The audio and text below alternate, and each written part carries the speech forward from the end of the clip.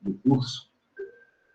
Na aula passada, a gente viu um dos teoremas que eu considero um dos teoremas mais bonitos do curso, o teorema de Riemann. A gente viu que se você tem uma série que converge não absolutamente, ou seja, a série converge, mas é uma série com sinais, né? Então, os termos são ora positivos, ora negativos, e a série formada pelos valores absolutos dos termos diverge. Você tem uma série, né, uma sequência com essa propriedade, então você pode rearranjar a soma dos termos de forma a fazer com que ela convirja para qualquer coisa que você quiser. Então, ou seja, dado um número real, a gente viu como produzir um rearranjamento da série que convergia para aquele número. É um teorema muito bonito, uma demonstração interessante, mas, de uma certa forma, é uma coisa mais isolada, ou seja, e já na aula de hoje a gente vai aprender uma técnica que não tem nada de isolado com relação a essa técnica. Tá? A gente vai estudar a relação entre continuidade e compacidade, e a gente vai ver como que a compacidade pode produzir uniformidade no estudo das funções. Tá? A gente vai ver um exemplo disso, e é justamente o exemplo onde a gente usa a compacidade para obter uniformidade na continuidade da função. Só que esse procedimento que a gente vai utilizar, ou seja, essa técnica de usar a compacidade para obter uniformidade, ela se repete em muitas outras situações, é uma das técnicas mais usadas em análise, por isso eu considero essa uma das aulas mais importantes, porque é a aula onde vocês vão aprender uma das técnicas que, daqui para frente, em todos os cursos que vocês vão fazer já no mestrado em matemática, vocês vão usar essa técnica, provavelmente em algum momento. A menos que você faça, talvez, um curso de álgebra que não envolva nada de topologia, você não vai usar essa técnica. Mas qualquer coisa que você for fazer que tenha alguma coisa de análise, vocês vão usar essa técnica. Bom, a gente já viu, então, a definição de continuidade no final da aula, eu apresentei o que era uma função contínua. Eu queria fazer algumas observações, talvez eu apresentei a definição de continuidade, mas eu não lembro se eu apresentei essa versão da definição de continuidade. Certamente, como a gente definiu continuidade a partir de limite, como eu fiz no lema, pelo menos eu enunciei um lema sobre limite, e traduzi a definição epsilon e delta via definição de sequência, você também pode fazer a definição de continuidade via sequências, tá? Então, se eu tenho uma função f definida no espaço métrico x, tomando valores no espaço métrico y, e eu tenho um ponto x pertencente a x, f é contínua em x,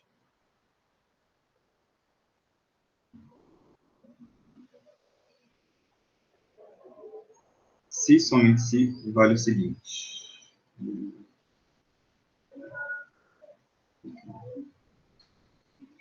Se somente se vale o seguinte, para toda sequência xn convergindo para x, você tem que f de xn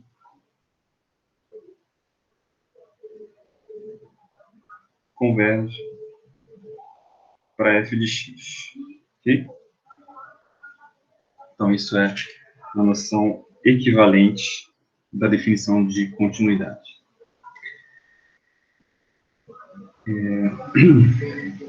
Bom, vou deixar um exercício para vocês.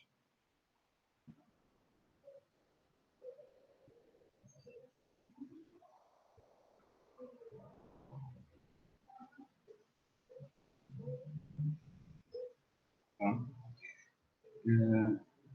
O primeiro exercício que eu vou colocar é em relação à composição de funções. Tá? Se eu tenho f de x e y,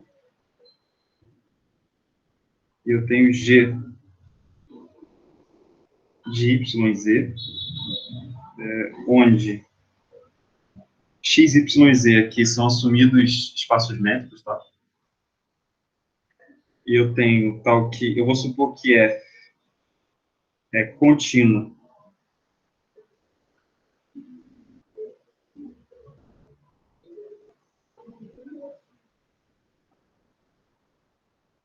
no ponto x pertencente a x.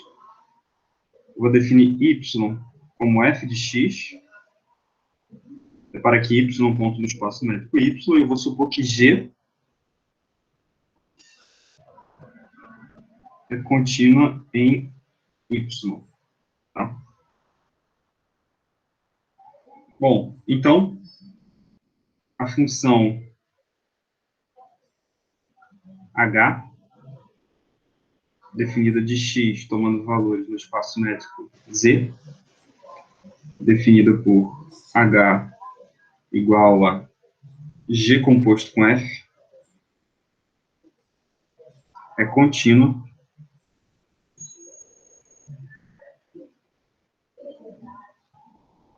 em x. Tá? Segundo item do exercício, bom, antes de eu passar ao segundo item, deixa eu dar uma definição.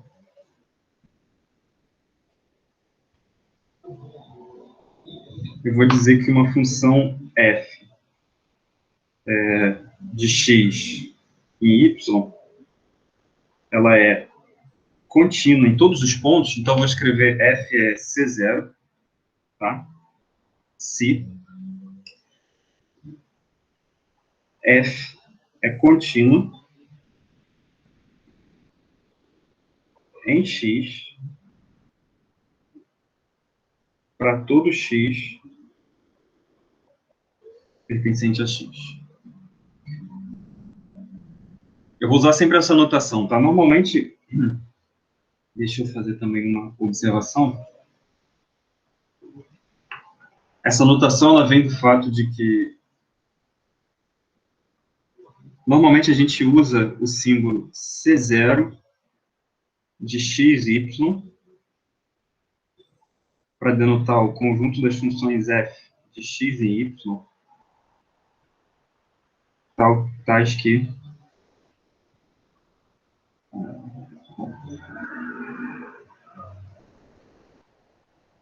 f é contínuo em todo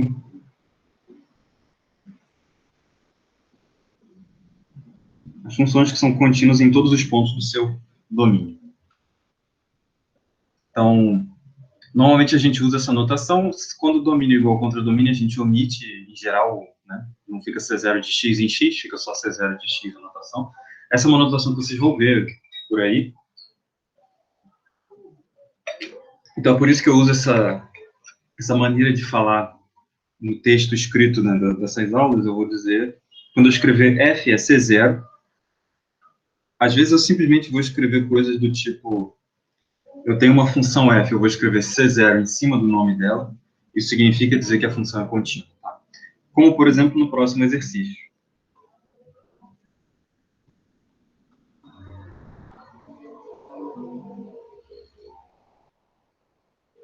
Eu tenho uma função f de x e y, ela é C0, ela é contínua em todos os pontos do seu domínio, se somente se, vale o seguinte, V, se eu pego um elemento da topologia do espaço y, então, a imagem inversa desse elemento, pela função, tem que ser um elemento da topologia do espaço x.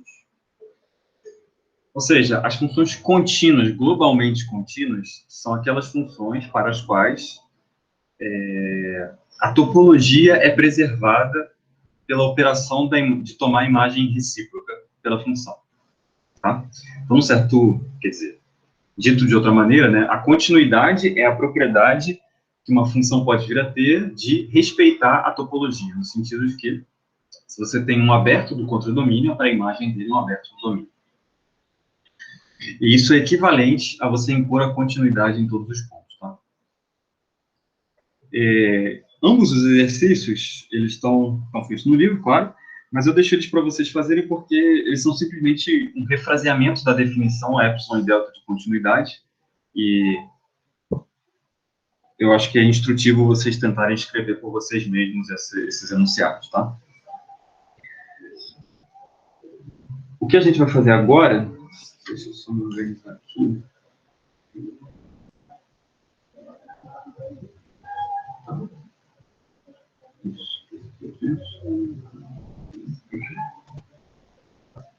Tá.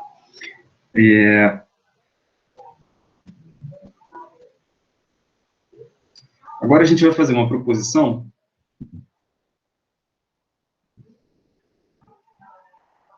Antes de eu continuar, sempre é bom perguntar, né? Tem alguma pergunta aí? Alguma dúvida? Algum questionamento em relação ao que está rolando? Beleza. Tá. Então, eu vou fazer agora proposição. Suponha que eu tenho uma função f de x e y que seja globalmente contínua, tá?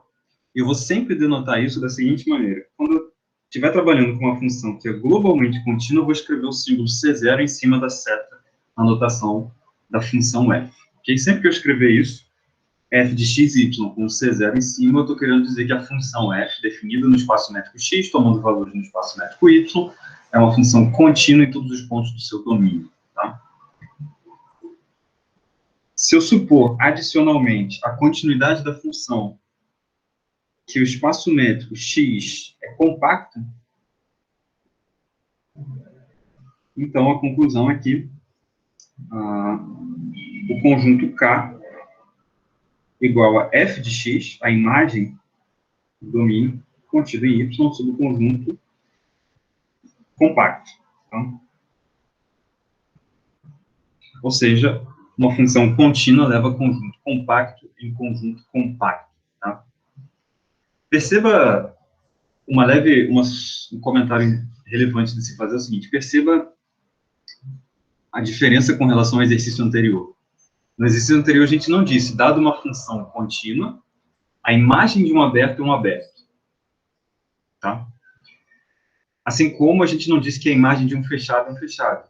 Esse exercício ele tem como corolário que uma função é contínua também, se e somente se é para a imagem de fechado é fechado, né? Porque é só você tomar os complementares na equivalência. Mas uma função pode levar um conjunto fechado num conjunto que não é fechado. Tá? Um exemplo disso, você pode tomar, por exemplo, a função... Deixa eu fazer um exemplo em verde aqui.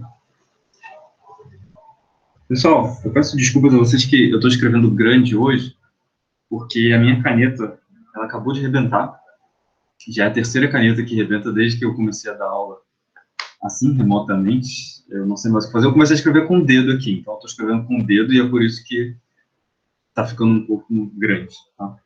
Bom, vamos falar da função f definida de R em R. A função que leva x em x ao quadrado dividido por 1 mais x ao quadrado. Daí observa o seguinte, f de R é igual ao intervalo fechado em 0, aberto em 1. O domínio dessa função é um conjunto aberto, é um conjunto fechado, a imagem não é nem aberta nem fechada. Tá? E é interessante também notar o seguinte, o domínio é um conjunto ilimitado, mas a imagem é limitada. Tá?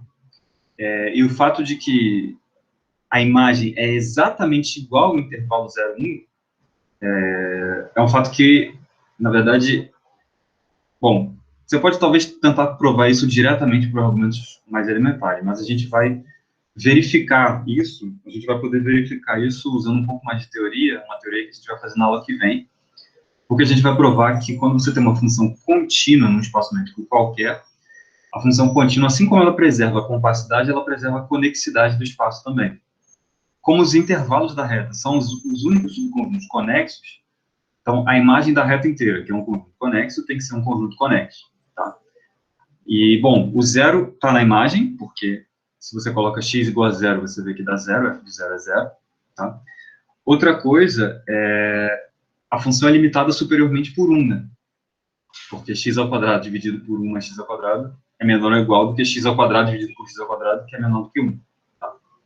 Que é igual a 1, na verdade. Ou seja, essa função é sempre limitada superiormente por 1, portanto, a imagem é um intervalo que está limitado entre 0 e 1, logo vai ser todo o intervalo 0 e 1. Dá para provar também que ela chega tão perto de 1 quanto você queira, é só você fazer o x tender para infinito. Então, com esse argumento que eu estou falando aqui, você, usando o fato de que você sabe que a imagem da função é um intervalo, você prova que a imagem dessa função é igual ao intervalo 0 e 1. Tá?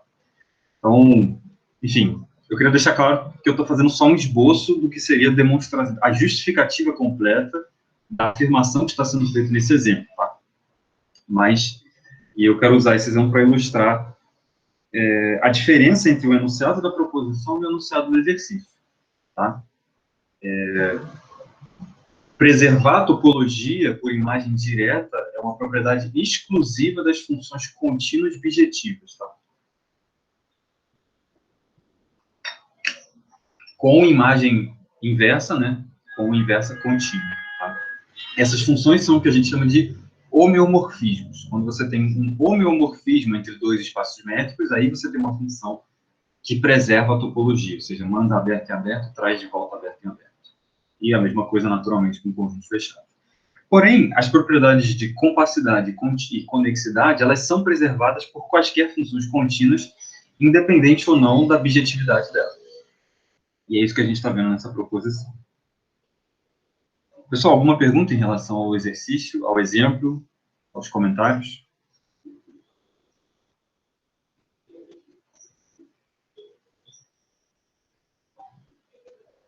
Então, deixa eu fazer essa demonstração.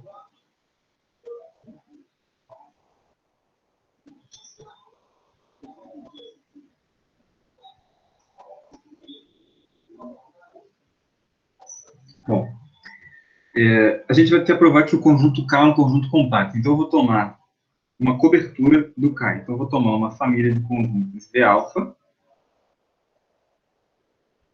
com alfa pertencente a A, ou seja, uma família contida na topologia do espaço Y. Então, cada V-alfa é um aberto. O conjunto A é só o conjunto de índices, tá? Eu vou supor que os V-alfa formam uma cobertura de K. Se implica, pela definição de cobertura, que o K está contido na união para alfa em A de V-alfa. Ok? Bom, mas isso implica, então, que f é menos 1 de K.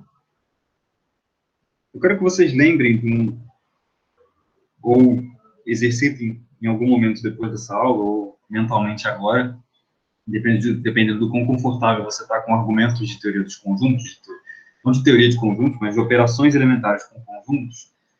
Tem um fato sobre conjuntos em relação a funções, tá? Que quando você tem conjunto, né? Quando você tem uma função e você opera conjunto no domínio dela, ou opera conjunto no contradomínio dela, tem uma coisa interessante que é o seguinte: a imagem direta de uma função, quando você pega, por exemplo, a imagem direta da interseção não é igual à interseção das imagens. Assim como a imagem direta da união não é igual necessariamente à união das imagens. Isso sempre é verdade para funções que são bijetivas. Mas quando você perde injetividade ou perde sobrejetividade, isso deixa de ser verdade em geral. Tá? Bom, isso não acontece com a imagem recíproca, e é por isso que muitas definições são feitas tomando a imagem recíproca. A imagem recíproca quando você tem uma função entre conjunto, né, um domínio e outro domínio, você toma imagem recíproca, a imagem recíproca preserva todas as operações de conjunto. Então, a imagem recíproca da união é a união das imagens recíprocas, a imagem recíproca da interseção é a interseção das imagens recíprocas, a imagem recíproca do complementar é o complementar da imagem recíproca e assim por diante. Tá? E vou usar isso em muitas situações aqui hoje. Tá? Então, da igualdade de cima,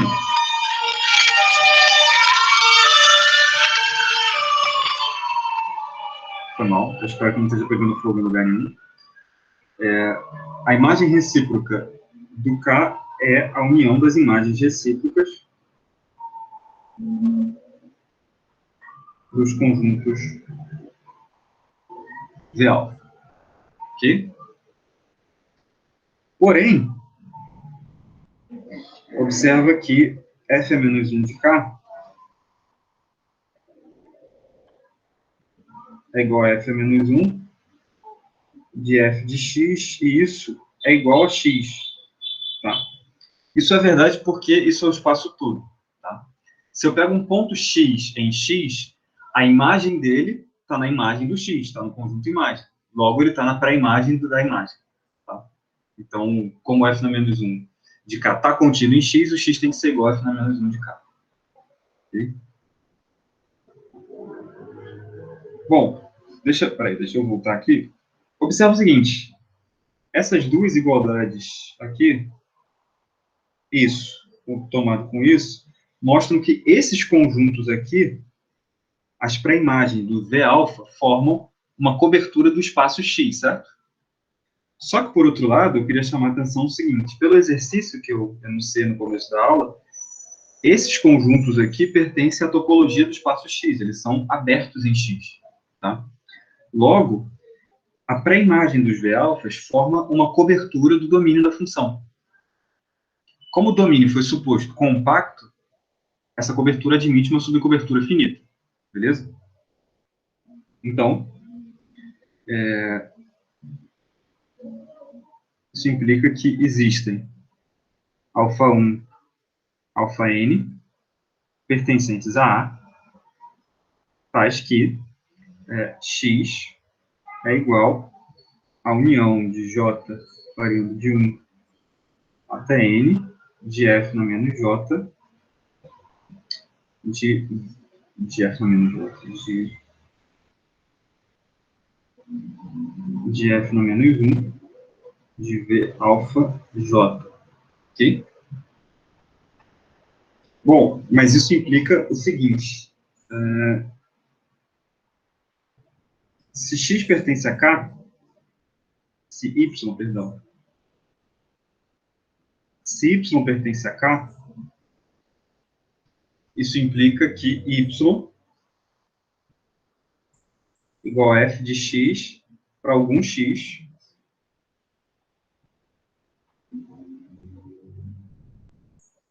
pertencente a X. Mas isso implica que existe alfa J, tal que X pertence a F na menos 1 de alfa J. F na menos 1 de V alfa J. Mas se X está na pré-imagem, na imagem recíproca do V alfa J, quer dizer que a imagem do X, por definição de imagem recíproca, pertence ao conjunto V alfa J. Logo, Y, que é igual a F de X, pertence a V alfa J. Mas repare o seguinte, nesse pequeno argumentinho que a gente fez aqui, a gente começou supondo que Y era um ponto de K e terminou concluindo que Y pertence a algum V alfa J. Só que a gente tem apenas finitos V alfa J, ou seja, a gente provou que os V alfa J formam uma cobertura do K. Logo, a gente extraiu uma subcobertura finita da cobertura inicial que tínhamos, portanto, isso prova que o K é compacto. Ok?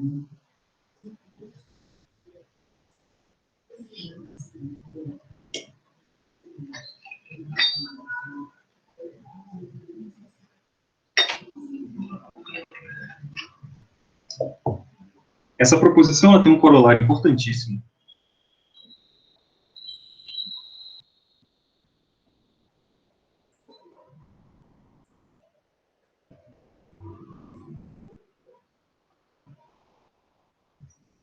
Que é o seguinte.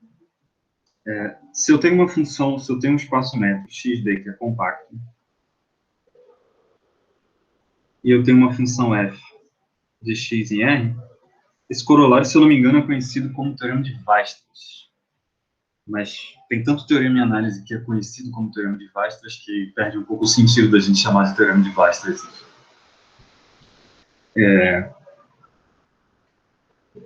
Se eu tenho uma função definida no espaço métrico x, tomando valores em R, se eu defino M, se eu defino M igual o supremo dos valores f de x, tal que x está em x, e se eu defino M minúsculo como sendo o ínfimo desses valores,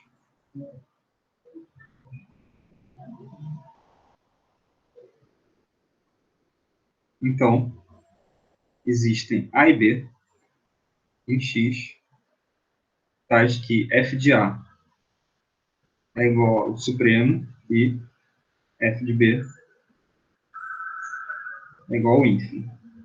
Em outras palavras, se eu tenho uma função, faltou essa hipótese, contínua, definida num domínio compacto, num espaço métrico compacto, tomando valores em R, então, ela assume o máximo e ela assume o mínimo. Não só a função é limitada, tá? Mas ela assume o máximo e o mínimo. Tá? Vou fazer a demonstração rapidinho desse enunciado.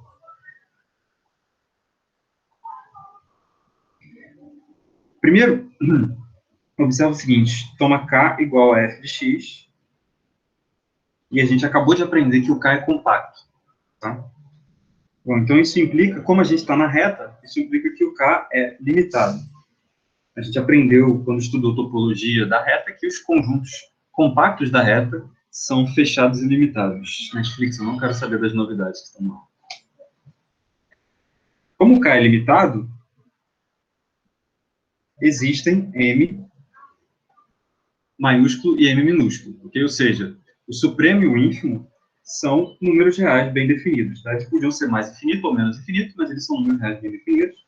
Obviamente, o M maiúsculo é maior ou igual que o M minúsculo. Tá?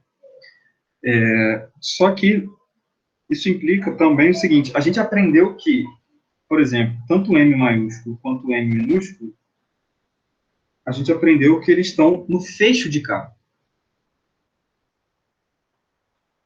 Lembra daquele teorema que a gente viu quando estudou topologia da reta, que dizia, se eu tenho um subconjunto de R, e eu tomo um subconjunto que seja limitado superiormente, por exemplo, e eu tomo o supremo desse conjunto. Então, o supremo está no fecho de R. Isso sempre é verdade. Tá? Mas isso implica, então, que M e M estão contidos em K, porque K é fechado. Tá? Então, não quero gastar muito espaço com isso. Deixa eu só justificar isso em vermelho aqui. É fechado.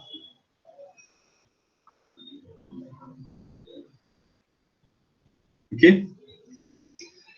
Então, essa é a demonstração do fato muito famoso de que toda função contínua definida no espaço métrico compacto, ela assume o máximo e ela assume o mínimo. Então, a relação entre continuidade e compacidade está ficando cada vez mais interessante, porque a gente já viu que toda função contínua definida num compacto, não só ela preserva a compacidade, ou seja, a imagem do conjunto vai ser sempre compacta, mas também ela assume máximo e mínimo, ela é perfeitamente limitada. Tá? Deixa eu ir um pouco além nessa relação de continuidade e compacidade.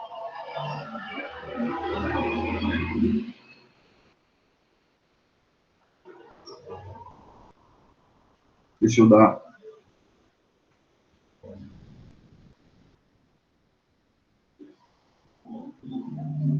Lembra que, quando a gente definiu continuidade, a gente definiu assim. Eu digo que uma função f, ela é contínua num ponto x do seu domínio, se, para todo epsilon, existe um delta, tal que, toda vez que a distância de qualquer ponto, para aquele ponto que eu tinha marcado inicialmente, for menor do que delta, a distância entre as imagens vai ser menor do que epsilon. Então, se eu fosse fazer um desenho da noção de continuidade, né, significaria dizer que, dado um ponto, dado um epsilon, existe uma vizinhança ao redor desse ponto, que vai ser enviada numa vizinhança ao redor da imagem desse ponto, contida na bola de raio epsilon ao redor do ponto imagem. Esse é o desenho clássico que a gente tem da continuidade. Mas, em princípio, essa vizinhança ao redor do ponto, o tamanho dela, pode diminuir, mesmo que o epsilon seja fixado. Deixa eu dar uma definição que torne isso um pouco mais formal, no sentido contrário, no sentido de quando isso não acontece. Tá? Então, a gente vai dizer que uma função f, definida num espaço simétrico x e num espaço simétrico y, ela é uniformemente contínua. Eu vou abreviar sempre por UC, tá? Então, UC, nesse quadro aqui, significa uniformemente contínua, se, para todo epsilon maior que zero, existe delta maior que zero, tal que distância de x para y menor que delta implica distância entre as imagens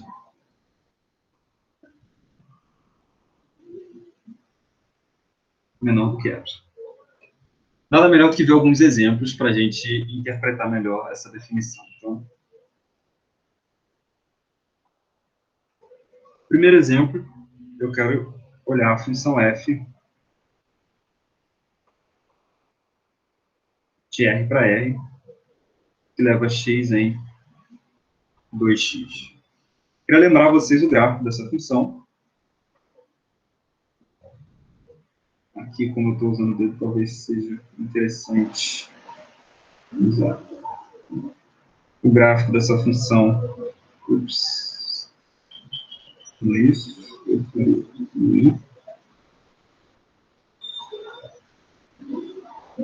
Tem um formato assim, tá? Bom, o que acontece? Se eu dou, por exemplo, se eu tomo aqui, vamos olhar só para o gráfico agora, e vamos tentar entender o que acontece à luz do gráfico, tá? Deixa eu dar até mais um para ficar melhor o desenho. Imagina que eu pego um ponto aqui, que é imagem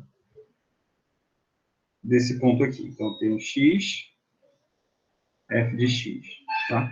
Se eu dou um intervalo de raio epsilon ao redor do f de x, a pré-imagem desse intervalo vai ser esse intervalinho vermelho aqui, certo?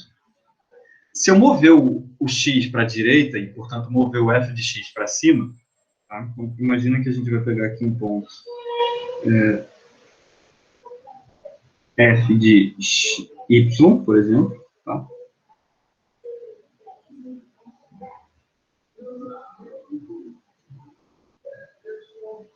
Y, tá? Se eu dou um intervalo de raio epsilon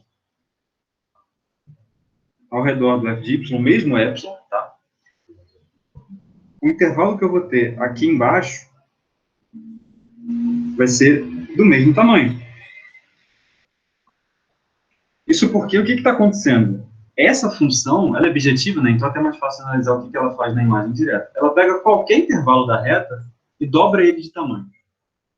Então eu sei que se eu quero terminar num raio epsilon ao redor da imagem do x, basta enviar o intervalo ao redor do x de tamanho metade do que epsilon.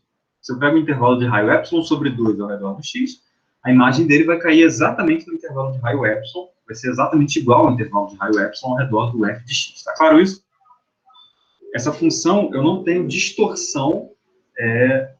Repara, ela expande os intervalos do domínio, essa função, né? Ela duplica eles de tamanho. Só que eu não tenho uma distorção dessa taxa de expansão. Ela está sempre duplicando o tamanho dos intervalos.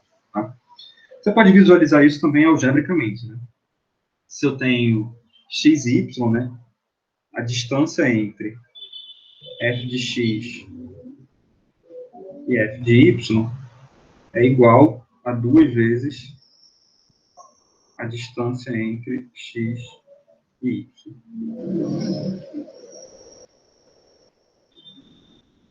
Tá? Portanto, isso implica que f é uniformemente contínuo, tá? Seja, dado epsilon,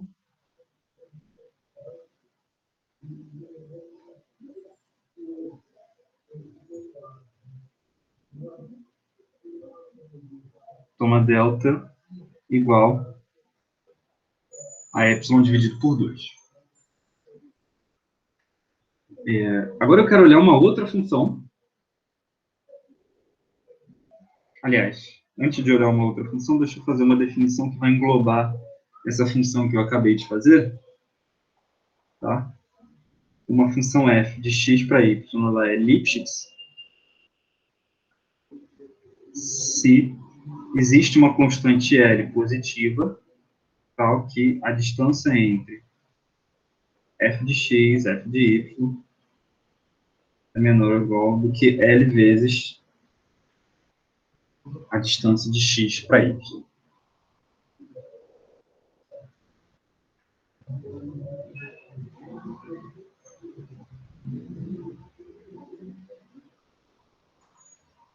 Bom, se f é Lipschitz, então f é uniformemente contínuo, tá? De fato, dá para você fazer a mesma demonstração que a gente usou, tá? Dado epsilon, toma delta igual a epsilon dividido por L, tá? Ou menor, sei lá. Se a distância entre x e y for menor do que epsilon dividido por L, a distância entre f de x e f de y vai ser menor ou igual do que epsilon. Então, claramente, toda função Lipschitz é uniformemente contínua. A volta não é verdadeira, tá?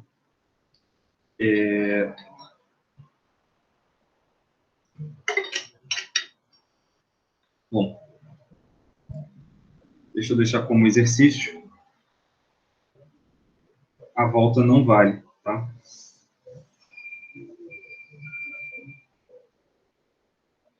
E aqui fica uma dica.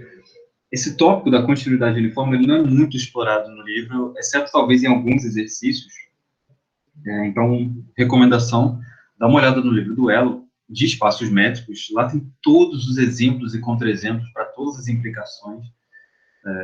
É um livro enciclopédico nesse aspecto, então todos os exemplos e contra-exemplos você pode olhar lá para complementar um pouco a informação que eu estou passando aqui, tá?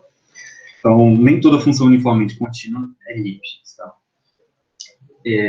Além disso, nem toda função contínua é uniformemente contínua, como o exemplo, conforme o exemplo que a gente vai ver agora. Exemplo 2, pega a função f de R em R, leva x em x ao quadrado.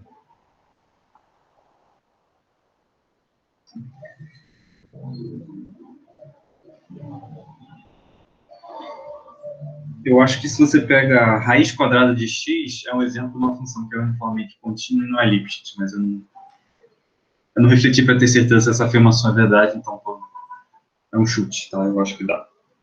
Mas, enfim, essa função aqui, ela é contínua, mas não é uniformemente contínua. Por quê?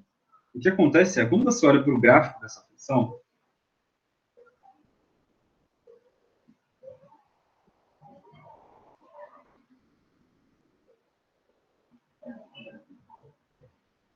ele tem esse formato aqui, a inclinação dele vai aumentando. Se você olhar com bastante atenção, você vai perceber o seguinte: se eu pego qualquer ponto, se eu pego um intervalinho aqui, a imagem dele vai ser esse intervalinho aqui. Então, esse intervalo produz uma janela pequena. Se eu estou entre 0 e 1, eu até diminuo de tamanho, né? Agora, se eu caminhar muito para cá, quanto mais para cá eu for, pior vai ficar a situação. Porque se eu posso pegar um intervalo do mesmo comprimento que eu tinha pego ali, tá? Só que a imagem agora vai ser um intervalo de comprimento muito maior. E quanto mais para infinito eu for, maior vai ficando essa distorção que a função produz, tá?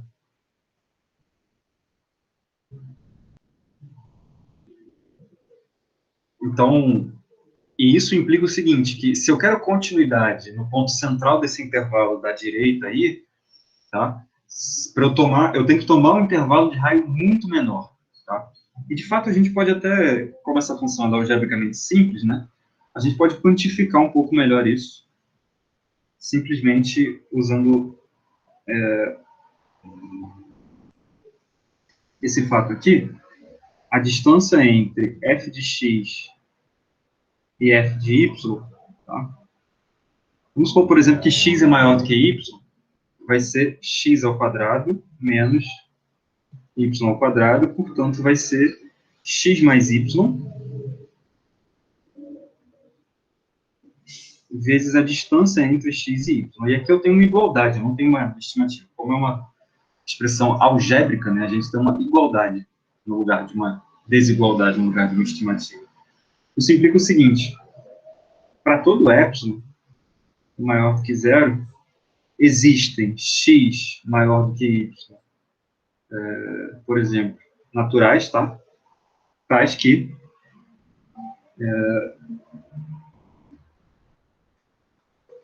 para todo epsilon e para todo delta, né?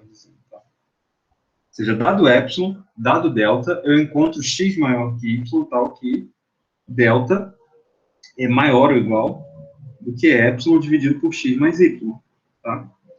Daí isso implica o seguinte, que se a distância entre x e y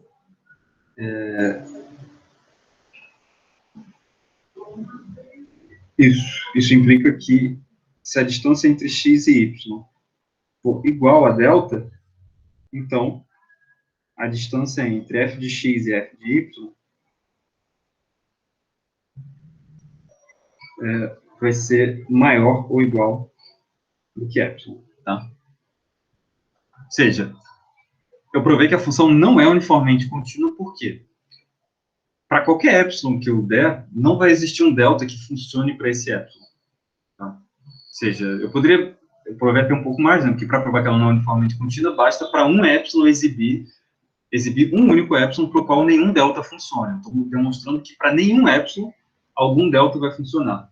Ou, em outras palavras, para todo epsilon, nenhum delta vai funcionar. Tá? Ou seja, dado epsilon, dado qualquer delta, sempre você encontra pares de pontos que estão delta próximos, mas cujas imagens você vão estar mais do que epsilon afastadas. Tá? E o que eu queria pontuar é que isso está ligado, no caso desses exemplos, à distorção do comprimento que a imagem produz. Tá? A imagem pega um intervalo. A imagem, por essa função, ela causa uma certa expansão no comprimento do intervalo do domínio. Tá? Só que essa análise é uma análise muito carregada da suavidade dos gráficos dessa função que está ligada. E aí tem uma coisa que a gente vai explorar nas próximas aulas também, é que, quer dizer, a gente vai tocar muito na superfície desse aspecto, mas dentro da análise existe toda uma fauna e uma flora amazônica de padrões de continuidade, de regularidade, de suavidade das funções, tá? Você pode, desde as funções que são... Se a gente para nas funções contínuas, você pode andar para trás, para as funções que têm pontos de descontinuidade. Tá? Você pode andar para trás e indo para as funções que são descontínuas em cada vez mais e mais pontos. E aí você vai terminar, por exemplo, com a seguinte função, que eu não vou nem escrever, que é a chamada função característica dos racionais. A função que vale 0 nos racionais, ou, quer dizer, que vale 1 nos racionais, e vale 0 nos irracionais. Ou seja, se x pega um x real, se x pertence a Q, f de x é 1. Se x não pertence a Q, f de x é 0. Como os racionais são densos, essa função ela não é contínua em ponto nenhum. Ela não tem nenhum ponto de continuidade, essa função. Então, seria o extremo, né? Ou seja, a função que não é contínua em ponto nenhum. Mas, além disso, essa função tem alguma regularidade, porque na parte da análise chamada teoria da medida, essa função é chamada de uma função mensurável, que é um tipo de regularidade muito mais fraco do que continuidade, mas que ainda assim tem muita serventia. E ela também é integrável no sentido da teoria da integração de Lebesgue. Você pode andar mais para trás ainda e ter funções que são mais irregulares do que isso. Você pode andar para frente. Das funções contínuas, você tem as funções uniformemente contínuas, as funções Lipschitz. Depois você vai ter as funções diferenciáveis, as funções de classe C1, de classe C2, de classe C3, de classe infinita, as funções analíticas. Então, tem uma Amazônia inteira e em cada ponto de parada desse, do C1 para o C2 tem diferença crucial, do C2 para o C3 tem diferença crucial, tá? A gente aqui nesse curso só vai tocar superfície mesmo, assim, dessa temática dentro da análise, que é o estudo dos diferentes tipos de regularidade que funções podem apresentar, tá? Mas é importante vocês começarem a prestar sempre atenção nesse aspecto. Toda vez que vocês olharem funções, se perguntem qual a regularidade dessa função, o quão contínua ela é, o quão descontínua ela é, será que ela tem pontos de continuidade, pontos de descontinuidade, tá? Bom, como eu mencionei, talvez seja interessante fazer um exemplo 3, eu vou colocar como exercício, para vocês se convencerem, tá? Se eu pego a função f de r para r, tal que a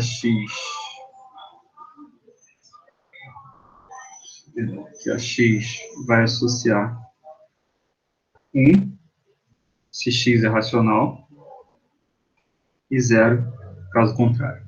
Tá? Essa função não é contínua em ponto nenhum.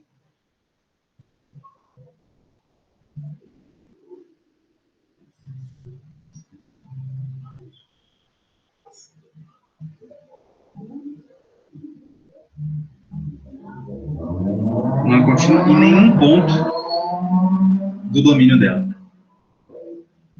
Tá?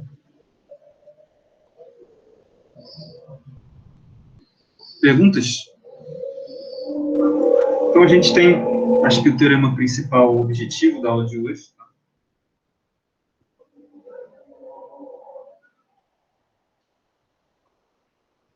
Se eu tenho um espaço métrico compacto, se eu tenho uma função f de x e y, que é contínua,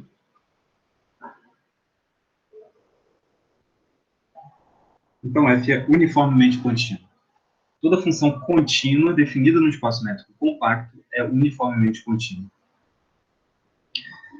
A gente vai fazer a demonstração desse teorema. Inclusive, eu vou dar duas demonstrações diferentes desse teorema. Tá?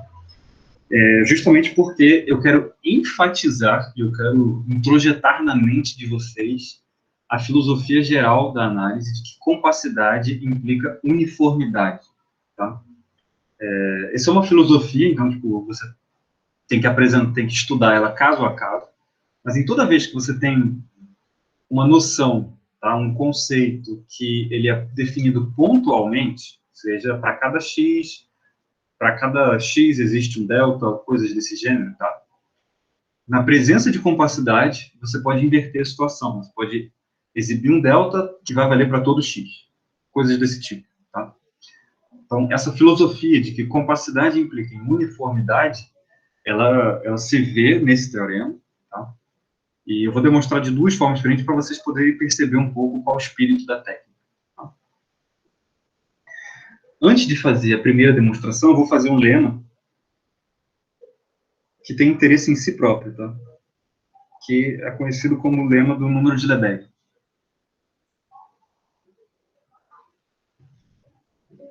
O teorema do número de Lebesgue, o lema do número de Lebesgue, ele é em si mesmo um exemplo de como compacidade implica em uniformidade. Tá? O teorema do número de Lebesgue diz que se eu tenho um espaço métrico compacto,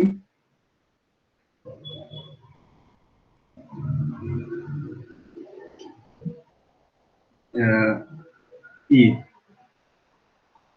eu tenho uma cobertura do meu espaço métrico compacto,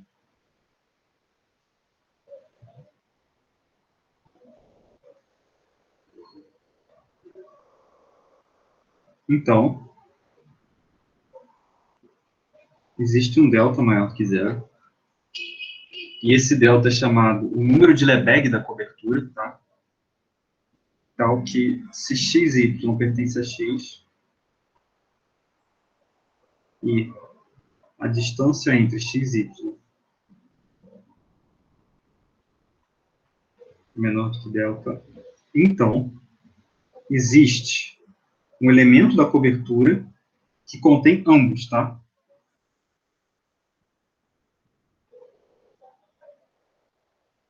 Ou seja, dada uma cobertura de um espaço métrico compacto, existe um número tal que qualquer subconjunto do espaço X que tiver diâmetro menor do que delta tem que estar inteiramente contido em algum aberto da cobertura.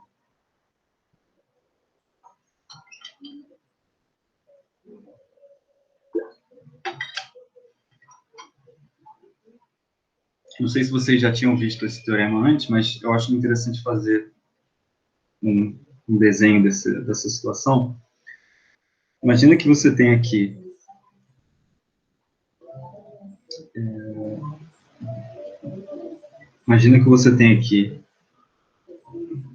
o seu espaço X, tá? E aí você faz uma cobertura do X.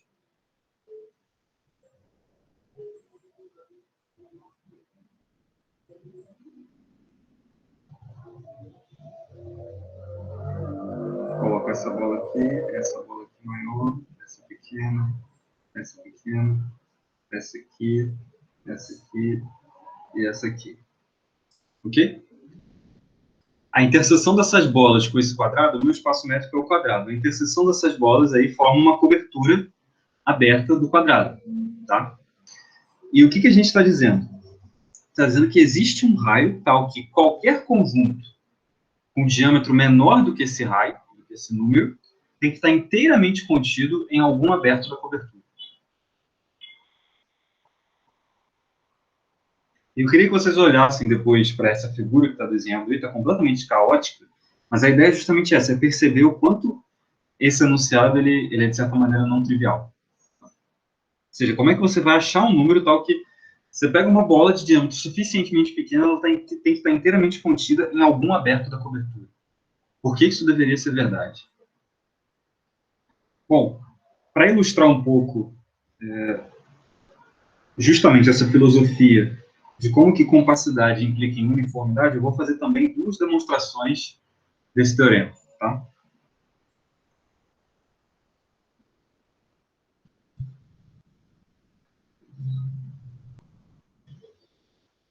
Então, a primeira demonstração vai ser da seguinte maneira. Então, o que a gente quer provar é que existe esse número delta, tá? Bom, para todo P pertencente a X, existe R de P, um número real positivo, tal que a bola de raio R de P e centro IP está contido em V alfa para algum alfa pertencente a. Dado P pertencente a X, como os V alfa formam uma cobertura, P está em algum V alfa. Como o V alfa é aberto, existe uma bola de centro P e algum raio que está contido em V alfa. É claro isso? Beleza. Bom, mas isso implica o seguinte, que eu posso tomar a cobertura aberta, tá? O X está contido na união para P em X,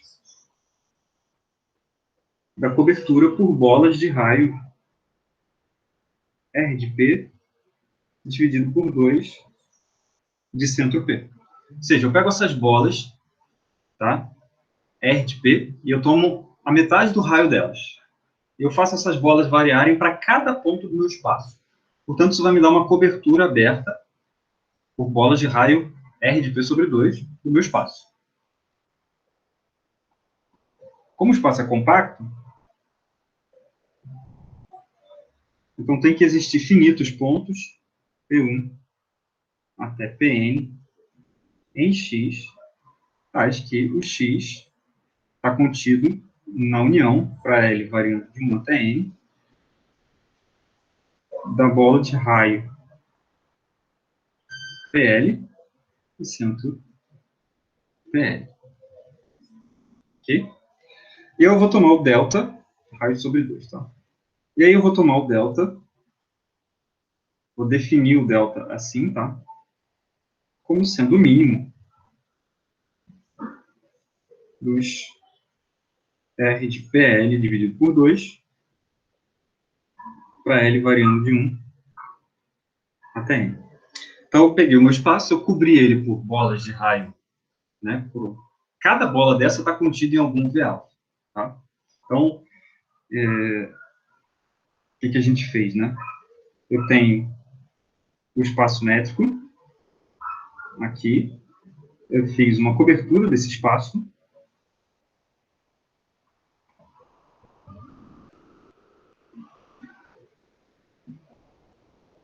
essa aqui, essa aqui, essa aqui, essa aqui. Tá? Eu fiz uma cobertura do meu espaço, e aí, o que acontece? Para cada ponto, se eu pego um ponto P aqui, tá? Eu sei que existe uma bola, tá? Essa aqui seria a bola R ao redor do P, que está contida em algum aberto. Repara que tem essa elipse, aí tem uma elipse que contém essa bola de centro P. E aí o que eu vou fazer? Eu vou olhar agora, ao invés dessa bola, eu vou olhar a bola com metade do raio, que é essa bola vermelha.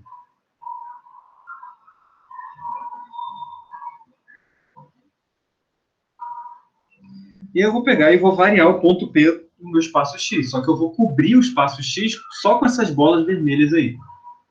E eu tomo uma cobertura finita só com essas bolas desse tipo, bolas vermelhas, tá? Só que lembrando o seguinte, as bolas vermelhas, elas estão contidas na bola maior, e a bola maior está inteiramente contida em algum aberto da cobertura inicial.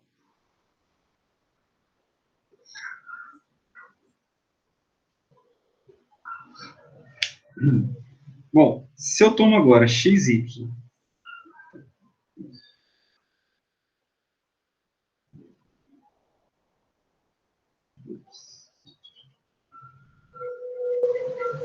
se eu tomo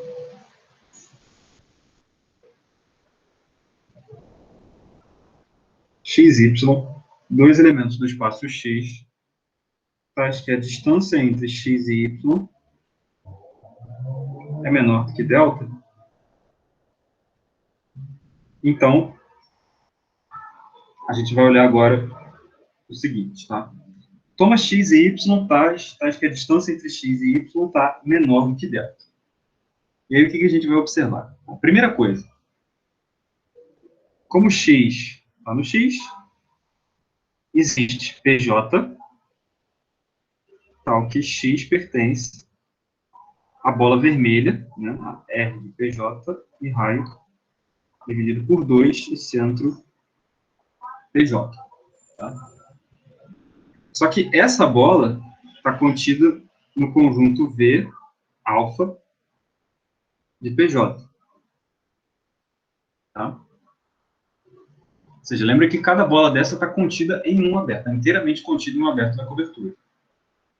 Bom, mas então eu sei o seguinte, a distância do Y até o PJ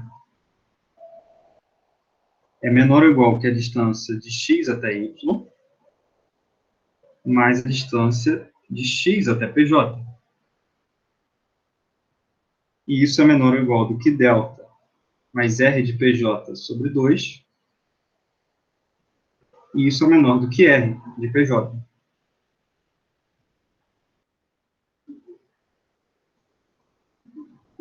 Menor ou igual.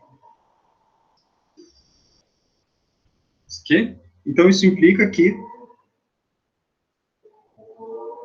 o Y pertence à bola de raio R de PJ, de centro PJ, mas essa bola também está contida no V alfa de PJ. Ou seja, tanto X quanto Y estão contidos no mesmo aberto da cobertura. E aí a gente provou.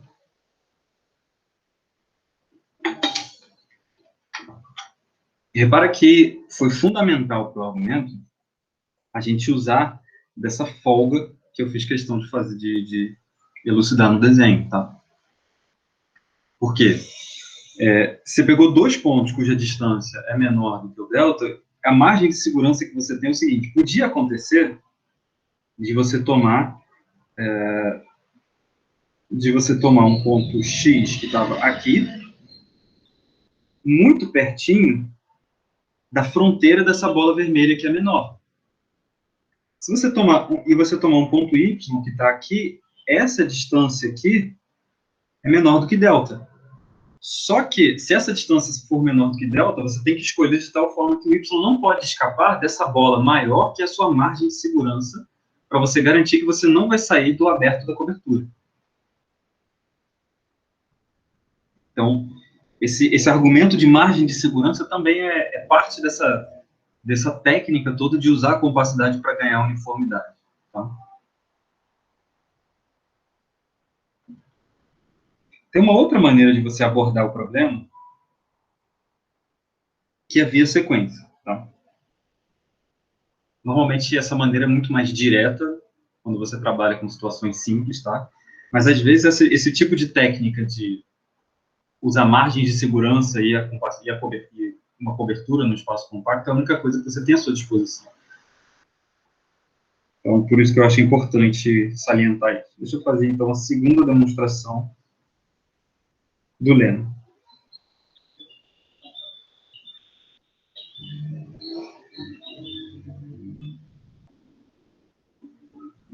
Antes de eu fazer a segunda demonstração, ficou alguma dúvida em relação à primeira?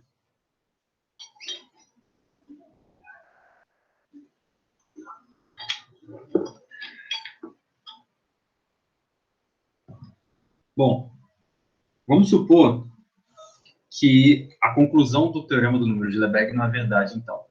Ou seja, a gente vai supor que para todo delta, existem dois pontos que estão afastados de menos do que delta e não estão no mesmo aberto da cobertura. Ou seja, suponha que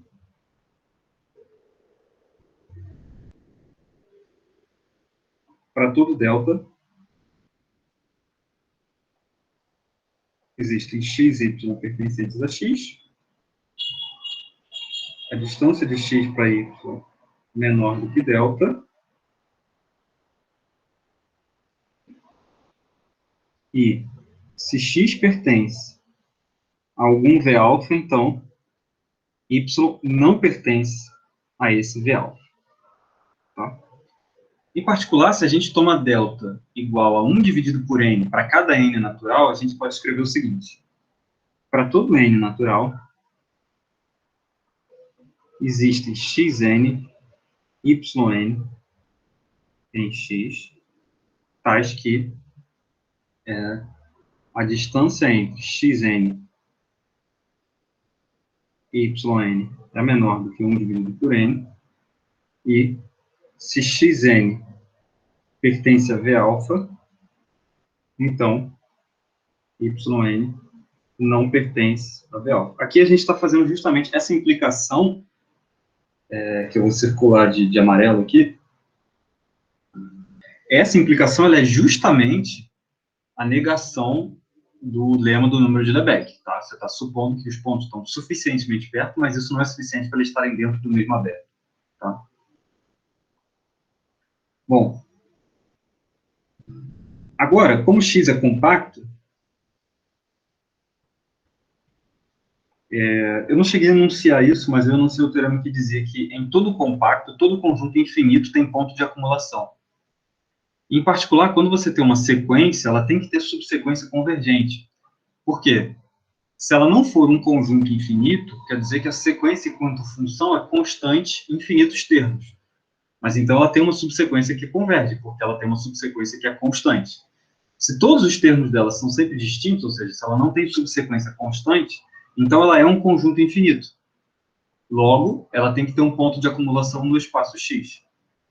Tá? E um ponto de acumulação do conjunto dos valores de uma sequência é o limite de uma subsequência. Uma das coisas que a gente verificou nas aulas sobre topologia.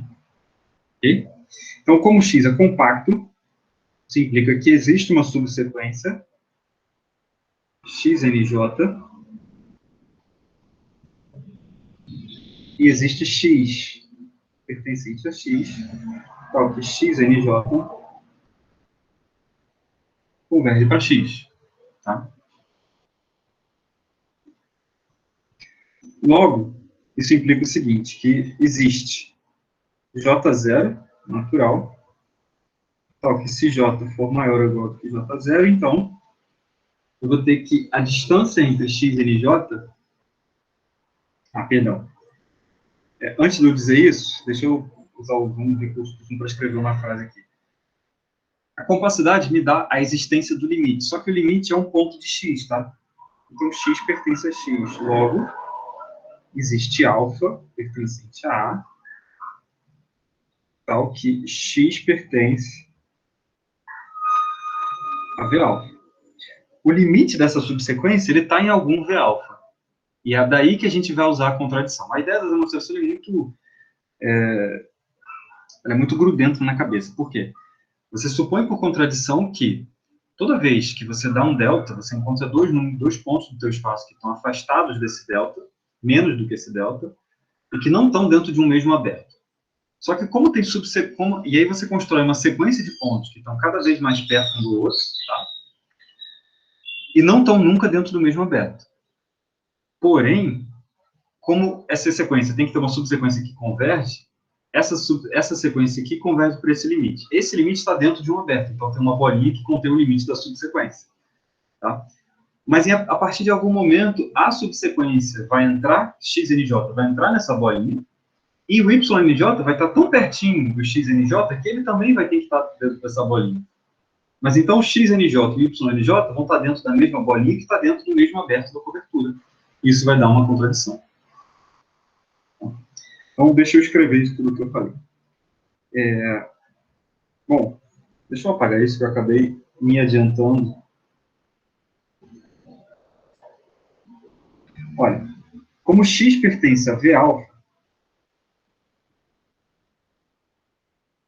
isso implica que existe um raio tal que a bola R, de raio R, ao redor do x, está contida em V alfa, porque o V alfa é aberto. Tá? Bom, dado R,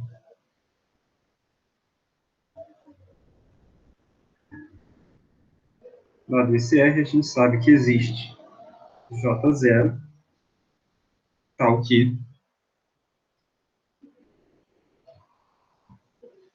se J for maior ou igual do que J0, então a distância entre xnj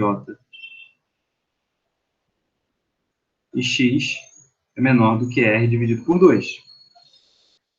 Além disso, como a sequência 1 dividido por nj tem que convergir para zero, existe J1, tal que J maior ou igual do que J1, implica que a distância entre xnj e ynj, que é menor do que 1 sobre nj, é menor do que R dividido por 2. Ok? Bom, logo,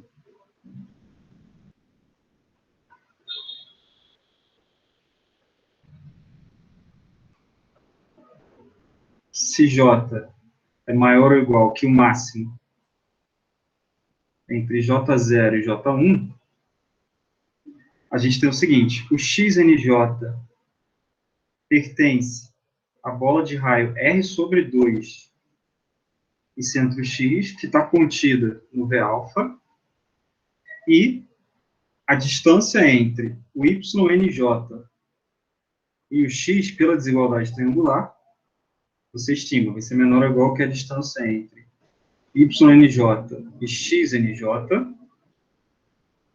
mais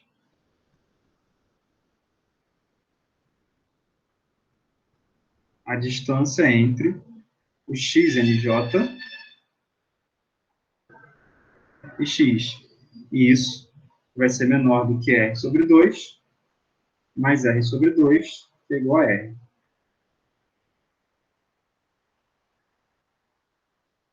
Ok? Bom, daí, isso implica, então, que o Y pertence à bola de raio R agora, ao redor do X, e isso também está contido em V alfa, e aí a gente chegou num absurdo. Tá? Deixa eu só, antes de botar a bolinha na demonstração, deixa eu fazer um desenho esquemático da ideia. Você está aqui no seu espaço X, e você está supondo o seguinte, que tem uma sequência, né? Eu vou já supor que elas convergem, então, por exemplo, eu tenho aqui xn, yn, e a sequência xn converge para um ponto x, já a sequência yn, ela se aproxima da sequência xn, então ela tem que convergir para o ponto x também, tá? Só que o x, ele está na cobertura. Então, vai ter um aberto da cobertura aqui,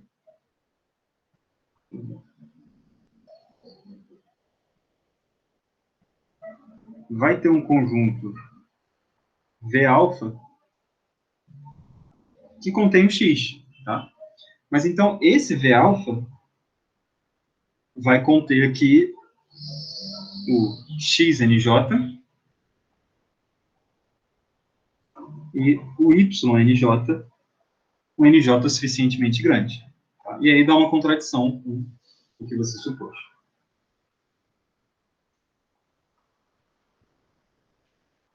Okay? Ou seja, você começa supondo que para todo delta você encontra pontos que estão a uma distância menor do que delta, mas nunca estão no mesmo aberto. Então, isso te dá uma sequência de pontos que estão assintoticamente próximos um do outro e que nunca estão no mesmo aberto. mas a compacidade faz com que, pelo menos uma subsequência dessa sequência de pontos, dessas duas sequências, né, convirja para um ponto. Só que esse ponto limite, ele está em um aberto da cobertura. Então, você vai ter termos da sua subsequência que vão estar dentro desse aberto também. E é isso na incompatibilidade. Ok?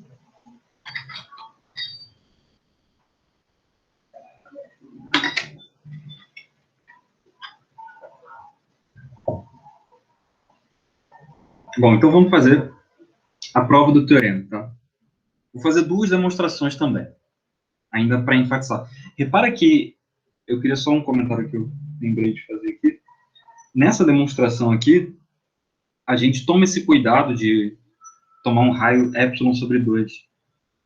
Repara que a gente tomou esse cuidado aqui de tomar um raio R dividido por 2 nessa demonstração. Então, tem um argumento, tem uma ideia de margem de segurança também que rola nessa demonstração, que é uma demonstração por sequências, não é uma demonstração por coberturas, mas esse tipo de argumento de margem de segurança também é usado aqui.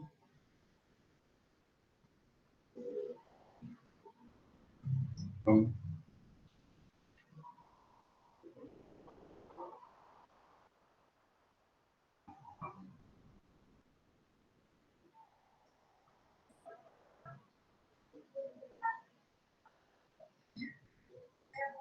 bom, o que a gente quer provar é que a função é uniformemente contínua. Então, dado epsilon, eu tenho que exibir um delta, tal que se a distância entre dois pontos no domínio da função for menor do que delta, a distância entre as imagens desse ponto vai ficar menor do que epsilon. Então, dado epsilon, então a gente fixa um epsilon.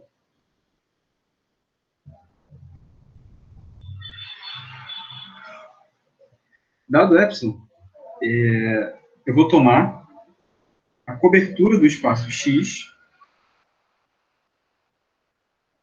formada pelo seguinte coisa, tá?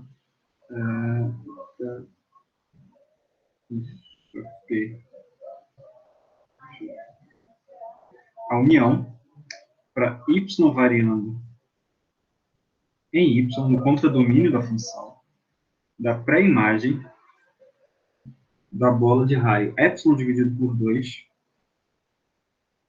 ao redor do y, tá?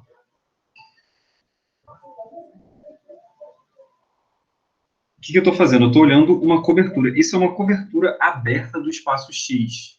Nota que eu estou usando a continuidade aqui de maneira crucial. Por quê? Para que eu vou usar a compacidade do X para tomar uma subcobertura finita, mas eu só posso fazer isso porque cada um dos conjuntos nessa união aí é um aberto. Por quê? É a imagem inversa de uma bola aberta. Bolas abertas são elementos da topologia.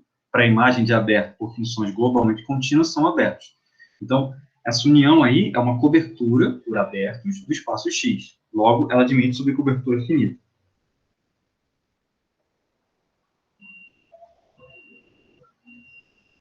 Isso implica que existem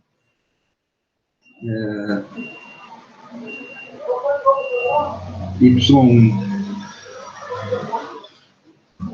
y pertencente a y faz que a x é igual à união de j variando de 1 até n da pré-imagem da bola epsilon sobre 2 e centro y1.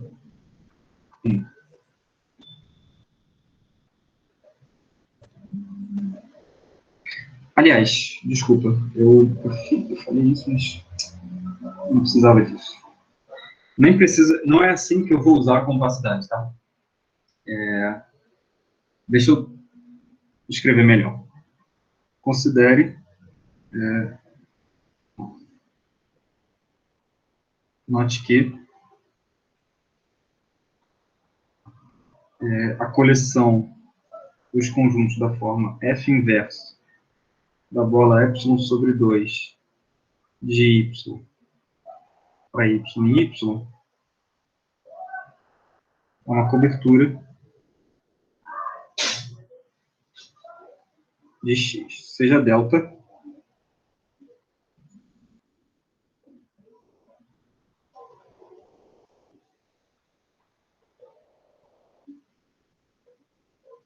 o número de Lebesgue dessa cobertura, tá?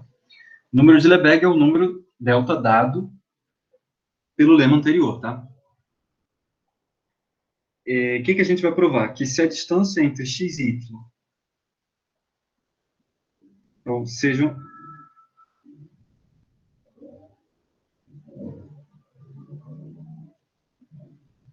x e y pertencentes a x, faz que a distância entre x e y é menor do que delta, tá? Bom, mas se a distância entre x e y é menor do que o número de Lebesgue da cobertura, isso implica que existe um y pertencente a y, tal que tanto x quanto y pertencem à pré-imagem da bola de raio epsilon sobre 2 e centro, epa, surgiram dois y, né? Perdão. Existe um z aqui.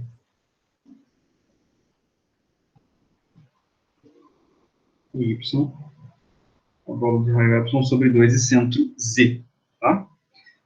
Agora, repara, se x e y estão na pré-imagem da bola de raio epsilon sobre 2 e centro z, isso implica que a distância de x para z é menor do que epsilon dividido por 2, e a distância de y para z também é menor, perdão, de f de x.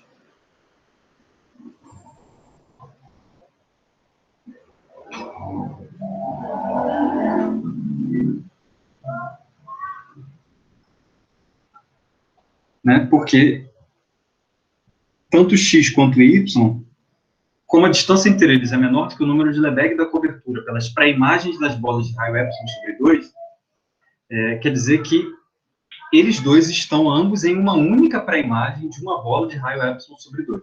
Tá? Estão ambos contidos em uma pré-imagem de uma bola de raio epsilon sobre 2.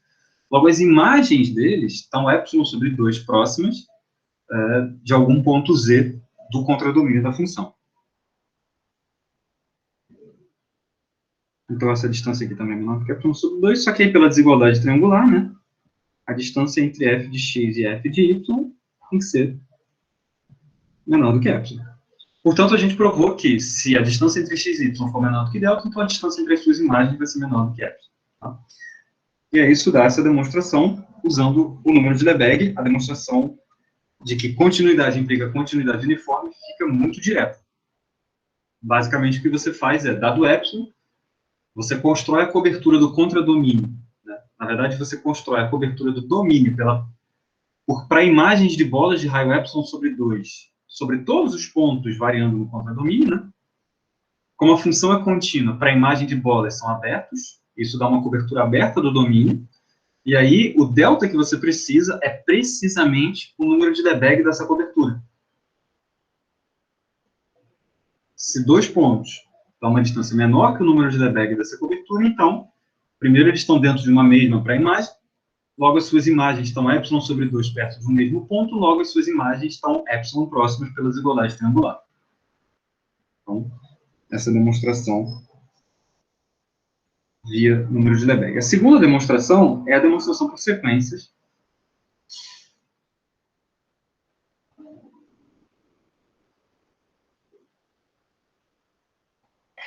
Nessa altura, para repetir a frase do meu orientador, vocês já são grandinhos, eu vou fazer apenas um esboço da demonstração. Eu acho que com as argumentações que a gente já fez aqui de forma rigorosa, vocês já sabem o que eu quero dizer com as frases que eu vou usar aqui, tá? Então, a demonstração por sequência, ela caminha muito parecida com a demonstração do próprio lema da cobertura de Lebesgue por sequência, tá? Também a gente argumenta por contradição, né? Se a função não for uniformemente contínua, quer dizer que existe um epsilon zero. Se ela é uniformemente contínua, quer dizer que para todo epsilon existe um delta. Se ela não é, quer dizer que existe um epsilon para o qual nenhum delta funciona.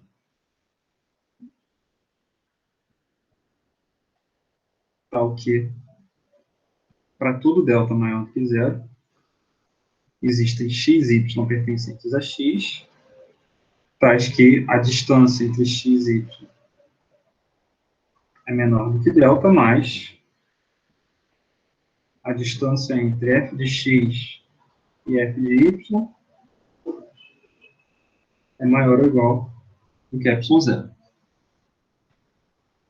Tomando delta igual a 1 sobre n, com n variando nos naturais, né? Então, a gente tem o seguinte. Para todo n natural, existem xn e yn pertencentes a x, tais que a distância entre xn e yn é menor do que 1 sobre n, mais a distância entre f de xn e f de yn é maior ou igual do que ε0. Bom, pela compacidade, implica que existe um ponto x no espaço x e uma subsequência da sequência xn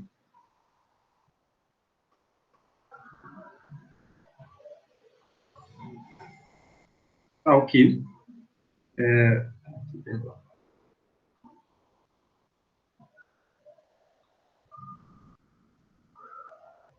a subsequência xnj converge para x. Tá? Mas se xnj converge para x e yn está se aproximando de ynj, né? Então isso implica que ynj também converge para x. Isso é uma coisa que a gente praticamente demonstrou hoje também. Tá? Bom, isso implica, então, o seguinte, repara, xnj é uma sequência convergindo para x, ynj é uma sequência convergindo para x. Daí, a gente pode escrever o seguinte, primeiro, 0 é a distância entre f de x e f de x, e isso é igual ao limite, quando n vai para infinito, da distância entre f de xnj e f de ynj, só que a distância entre f de xnj e f de ynj é maior ou igual do que ε0, que é maior do que zero, portanto, 0 é maior do que zero, absurdo. Então, isso prova que continuidade implica continuidade uniforme na presença de compacidade usando sequências. E, mais uma vez, né, a ideia da demonstração também é muito limpa. Você tem o seu espaço aqui, e aí você constrói uma sequência de pontos, né? Só que acontece o seguinte, deixa eu fazer o seguinte.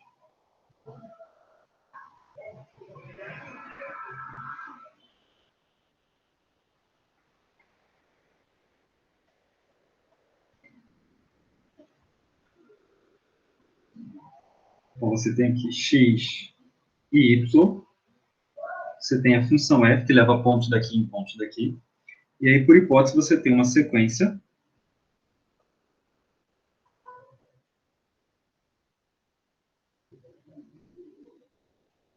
tal que a sequência xn converge para um ponto x aqui, a sequência yn é assintótica à sequência xn, tá?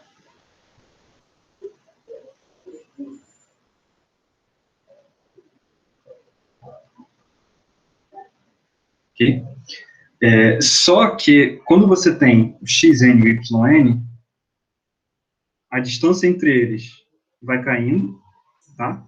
Porém, a função f manda essa sequência numa figura mais ou menos assim, tá? Onde essa distância aqui é sempre constante, ε0. Tá? E é por isso que dá uma contradição, porque quando você chega no limite, né, a tua função não vai poder ser contínua nesse limite, né, porque ela está mandando pontos que estão muito perto desse ponto, numa distância que está prescrita, né, pontos arbitrariamente próximos, numa distância grande. Ou seja, o que a figura tenta ilustrar é o seguinte, você está perdendo a continuidade no ponto x, porque você tem sequências de pontos se acumulando em x, cujas imagens estão afastadas. Mas as imagens desses dois pontos deviam estar próximas da imagem do x, porque a função é contínua em x. Tá? Então, a não continuidade uniforme na presença de compacidade viola aí a continuidade, a própria continuidade. Mas o que é interessante é o seguinte, para você, essa demonstração também é uma demonstração ela é mais do que uma demonstração limpa e clara, ela também é uma demonstração que ensina mais para a gente sobre a propriedade que a gente está estudando. Por quê? Você percebe que para você perder continuidade uniforme, de alguma maneira você tem que ir para um buraco do seu espaço. Porque a tua função tem que, de alguma maneira, explodir nesse buraco para onde você está indo. E é por isso que todos os exemplos de continuidade que não são continuidade uniforme são como x ao quadrado. Você está vendo a explosão do gráfico de x ao quadrado quando você vai para o infinito, né, do teu espaço.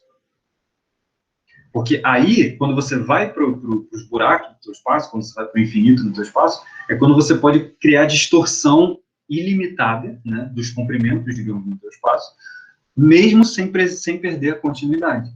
Tá?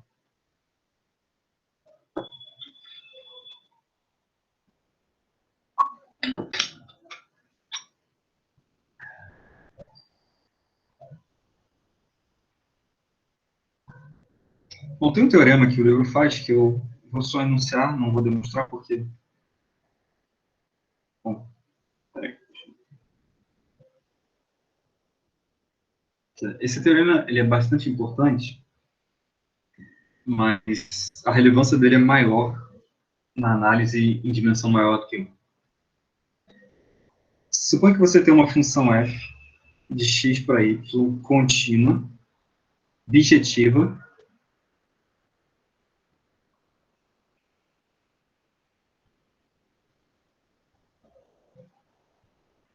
x b compacto. Então, a função f inverso de y em x é contínua.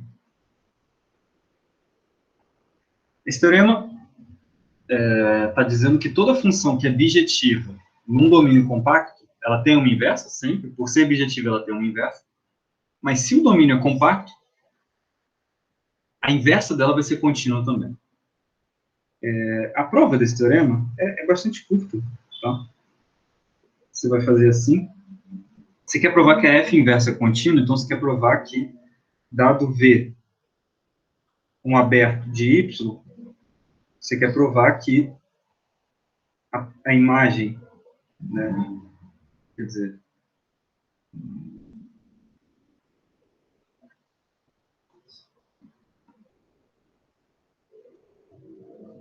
você quer provar que a imagem inversa por f inverso de V é aberto em x, tá? Só que, repara, f inverso, a imagem inversa da imagem inversa de V, isso aqui é igual a f de V. O que eu estou fazendo?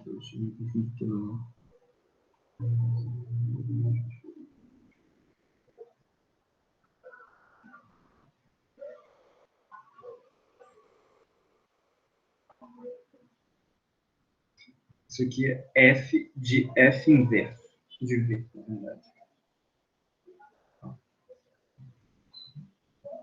Isso porque a inversa, né, a inversa de f inverso é f. Então, o que você está fazendo é f composto com f inverso de V. Tá? Só que esse cara aqui é um elemento da topologia do x, do x, isso. Então, você quer provar que a imagem por f de um elemento da topologia do x é aberto, em y. Tá? Ou seja, o que resta demonstrar é que, se eu tenho um conjunto A aberto em x, então f de A é aberto em y. Mas basta a gente provar, então, que f de A, o complementar dele é fechado, né? Só que o complementar de f de A, como a função é bijetiva, isso é f do complementar de A. Só que A complementar é fechado, porque A é aberto. Logo, isso implica que A complementar é compacto, porque o domínio é compacto. Logo, isso implica que a imagem do A complementar é compacta, porque a F é contínua. E todo compacto no espaço métrico é fechado.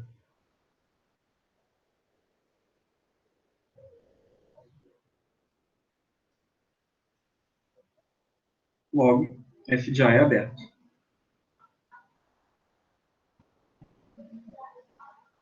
Ok? Então, como eu falei, a gente não vai poder explorar tanto assim a relevância desse enunciado, mas é um enunciado não trivial.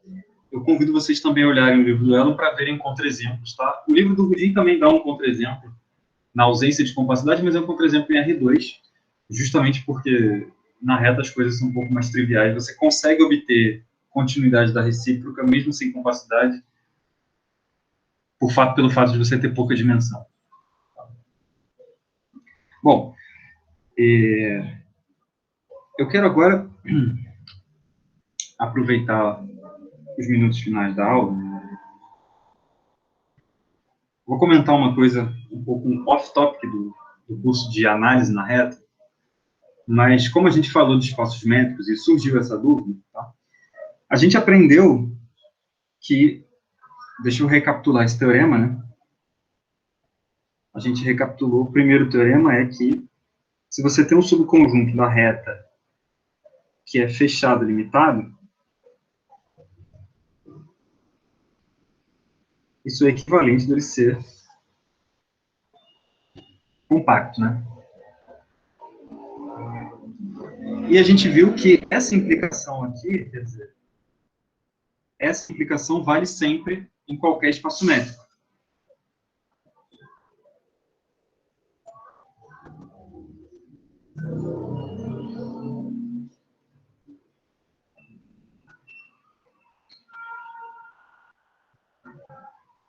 Certo? Mas aí eu queria mostrar para vocês como que, enfim, as coisas que parecem complicadas, elas estão muito mais à nossa mão do que o que a gente supõe. Deixa eu fazer, então, um exemplo. É o seguinte, eu vou olhar o espaço C0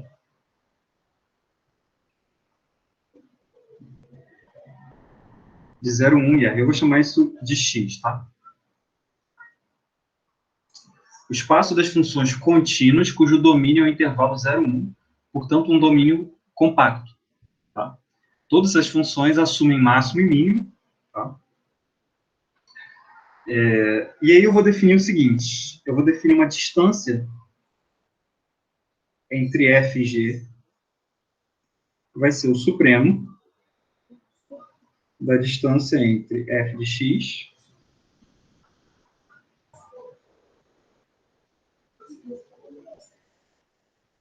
e G de X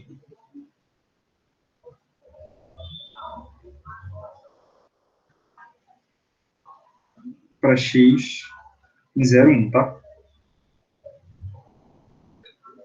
Essa vai ser a distância entre duas funções, chamada métrica do supremo, tá?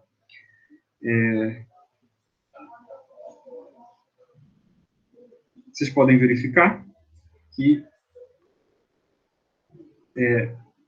XD é um espaço métrico, tá?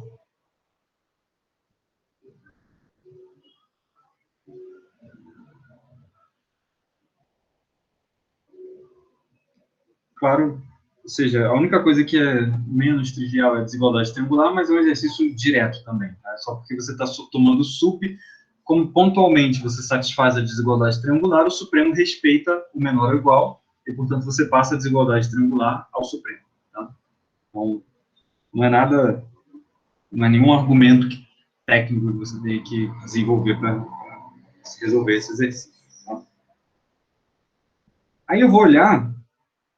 Bom, observa que 0, né, eu posso dizer que 0 é um elemento de x, onde 0 de x é igual a 0 para todo x em 0, 1, tá? Ou seja, a função identicamente nula, tá? É um elemento do meu espaço. Eu vou olhar agora a bola de raio 1, fechada, e centro 0, contido em x. Tá? Esse conjunto ele é fechado, porque é o fecho de uma bola, então é fechado. Tá? Em qualquer espaço métrico, uma bola fechada é um conjunto fechado. Tá? E é limitado, porque está contido numa bola, está contido na bola de raio 1. Tá? Porém, eu posso definir uma sequência de funções que não tem nenhuma subsequência convergente nessa métrica, tá? Da seguinte maneira, define a sequência fn, vou definir aqui a sequência fn, eu vou só desenhar como é que tem que ser o gráfico da função fn. Você olha n mais 1, n menos 1. O gráfico da função fn vai ser uma coisa que vai em 0,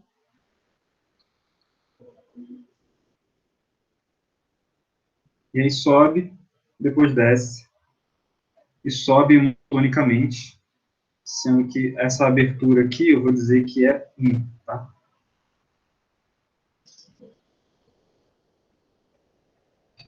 Daí, o que acontece? Quando você vai medir a distância entre duas funções, tá? Bom, primeira coisa, né?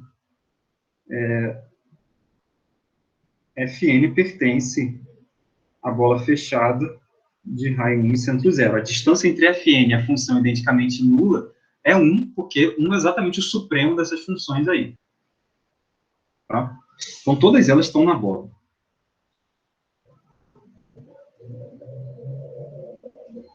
Agora, o que acontece se m for maior do que n? Tá? Aliás, deixa eu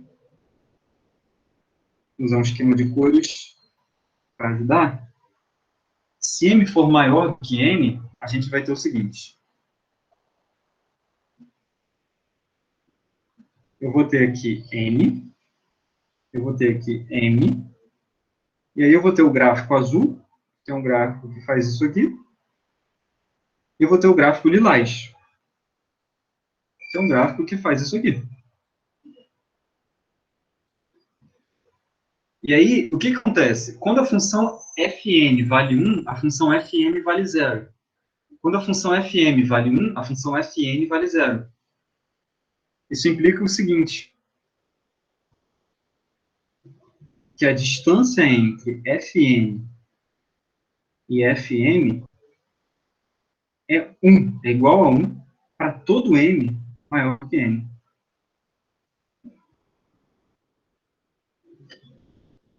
Isso implica que não existe subsequência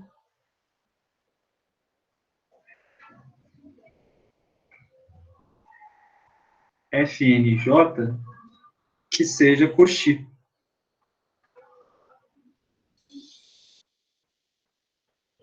Logo, não pode ter subsequência convergente, porque se tiver uma subsequência convergente, toda sequência convergente é uma sequência de Cauchy. Logo, eu não posso ter uma subsequência convergente. Tá?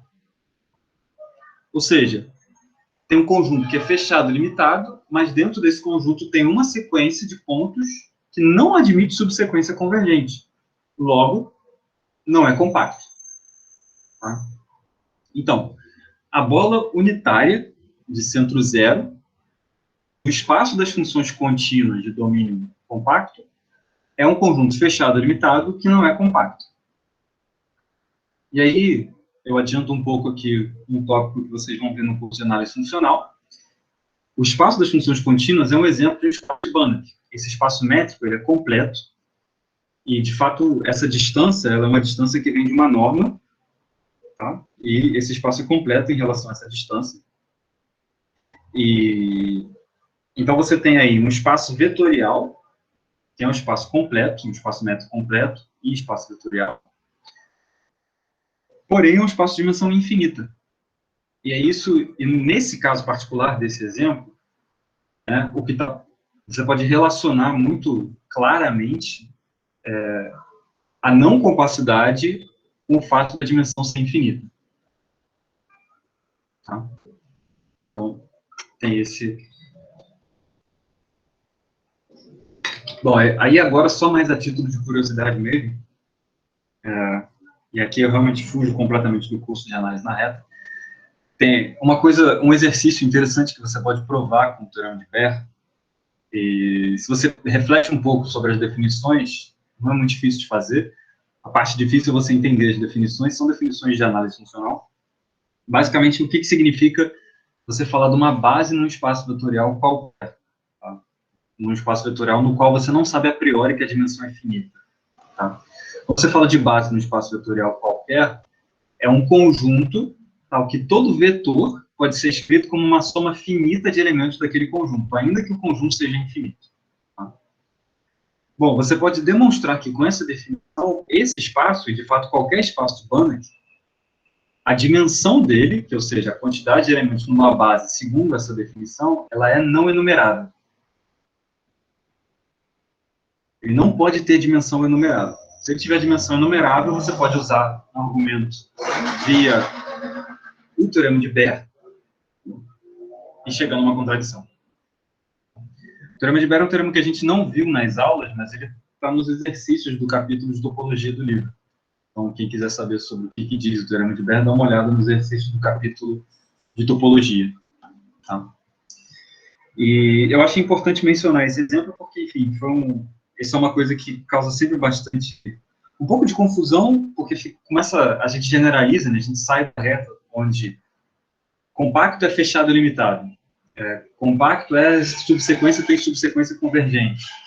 E a gente, primeiro, desde o começo eu falei para vocês que eu não queria causar a impressão de que a definição de compacidade via coberturas era inútil, que era uma generalidade sem importância.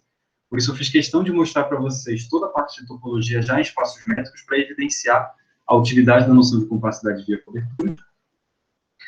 E mostrar para vocês que, bom, e aí, para dar essa relevância, só mesmo tendo contra-exemplos, né? Porque na reta tudo é equivalente.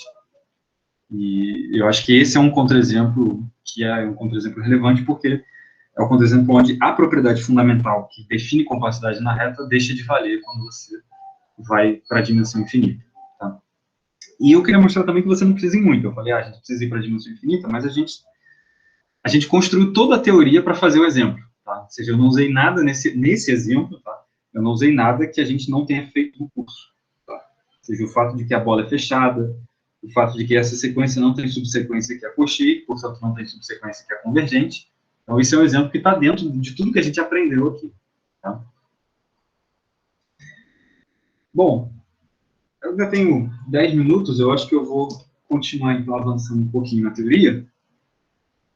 Então, agora a gente vai falar de continuidade e conexidade. Antes de eu continuar, tem alguma pergunta?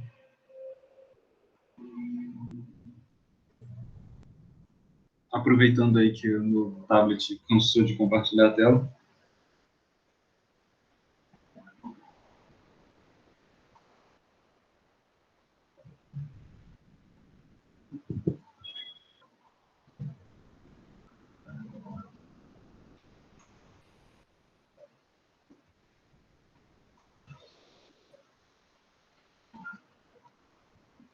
Eita.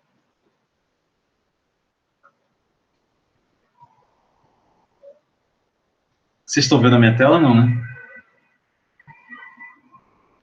Não sei, está...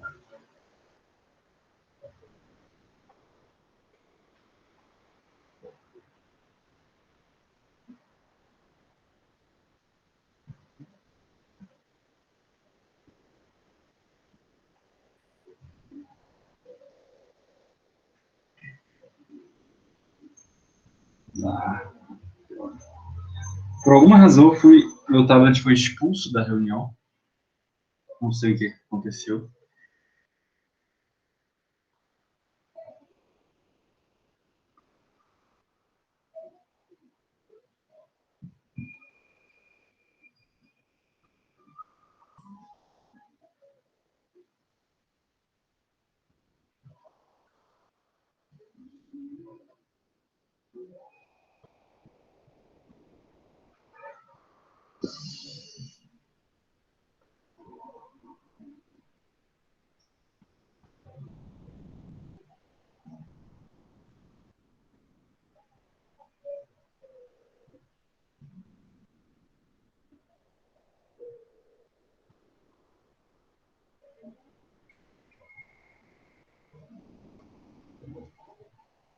Espero que tenha voltado. Bom, deixa eu ver como estava. Beleza. Então, continuidade.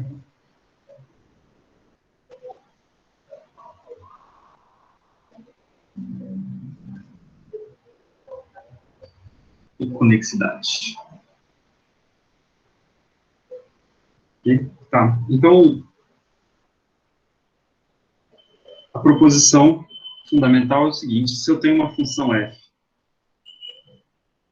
de x e y, que é contínua, e x é conexo, então f de x é conexo.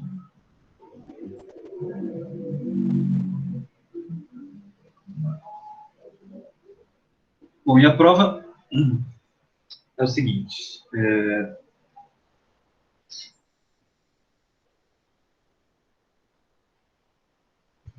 se não, existem A e B, tais que f de x é igual a união B, e A interseção fecho de B é igual ao fecho de A interseção com B, que é igual a vazio. Então, tem uma cisão da imagem se ela for desconexa. E aí, a estratégia da prova é a coisa mais natural possível. Você vai tomar as pré-imagens de A e de B, e você vai provar que esses conjuntos formam uma cisão do domínio. Então, sejam F igual a pré-imagem de A e G igual a pré-imagem de B. Tá? Bom, então é o seguinte: F união G é igual a pré-imagem de A, união com a pré-imagem de B,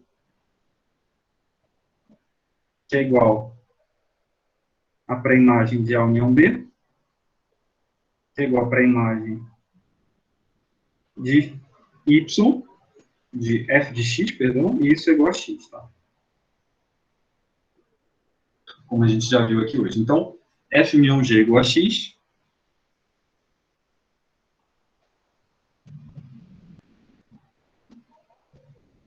Agora, se, vamos supor que o fecho de F interseção G é diferente de vazio, tá? Ou seja, se existe X pertencente ao fecho de F interseção G, então, existe uma sequência Xn em F, Xn convergindo para X, tá? Mas isso implica, então, que F de Xn converge para F de X, certo? Bom, mas só que F de Xn, bom, como Xn pertence a F, F de Xn pertence à imagem do F, só que a imagem do F é o A, né? Porque o F é para a imagem do A. Então, F de Xn pertence a A. Isso implica, então, que o F de X pertence a A. Ao fecho de A, perdão. Porque ele é limite de uma sequência de pontos de A. Ok? Por outro lado, F de X pertence a F de G, e F de G está contido em B. Logo, fecho de A interseção B é diferente de vazio. E eu não tenho conexidade no domínio. Analogamente, se o fecho de G interseção F é diferente de vazio, eu também não tenho a conexidade do domínio. Tá? Então, isso prova que se eu não tenho a conexidade do contradomínio, então também não tenho a conexidade do domínio. Tá?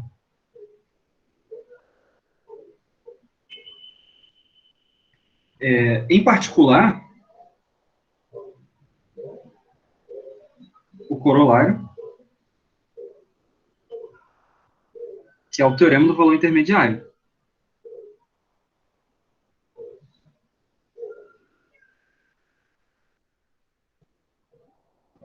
Tá?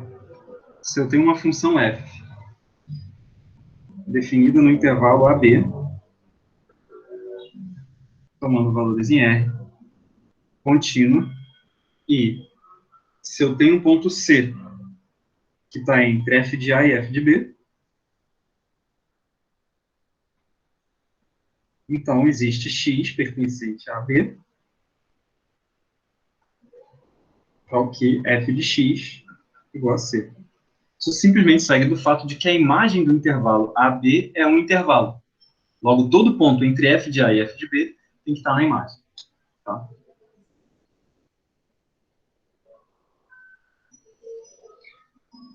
Muito bom. Bom, eu vou parar por aqui hoje. Na aula que vem, o que a gente vai estudar é uma parte do capítulo que eu acho muito bacana, que a gente vai estudar funções monótonas e pontos de descontinuidade de funções. Tá? E esse estudo está dentro um pouco daquilo que eu estava falando. A gente está aqui, olhando continuidade. Logo mais no curso, a gente vai falar de diferenciabilidade, então a gente vai avançar em mais regularidade. Esse é o momento onde a gente vai andar um pouquinho para trás e vai olhar funções que são menos boas do que as funções contínuas. Funções que admitem algumas descontinuidades, algumas poucas descontinuidades. Tá? Em particular, dentro dessas funções, está a classe das funções monótonas. A gente vai ver que, eu não sei se esse teorema está provado no livro, mas eu vou provar esse teorema. Está provado no livro que uma função que é monótona, ela só pode ter no máximo uma quantidade enumerável de descontinuidade. Isso contrasta com a função característica dos racionais, por exemplo, que é descontínua em todos os pontos. Tá? Isso coloca aí as funções monótonas no meio do caminho, entre as funções mensuráveis, descontínuas em todo ponto, e as funções que são contínuas em todo ponto. No meio do caminho, você tem as funções monótonas aqui, que são um pouco piores do que as funções contínuas, elas podem admitir descontinuidade. Tá? Por exemplo, você pode criar funções monótonas pegando que não tem, que são bem ruins, como, por exemplo, você pega x ao quadrado e vai introduzindo quebras nela, afastando o gráfico assim, em infinitos lugares, por exemplo. Tá? Mas você vai perceber que só dá para fazer isso numa quantidade numerável. Então, esse vai ser o tema da próxima aula, e com esse tema a gente vai encerrar o estudo de continuidade, e na semana que vem a gente começa a falar de diferenciabilidade. Tá? É isso. Alguma pergunta?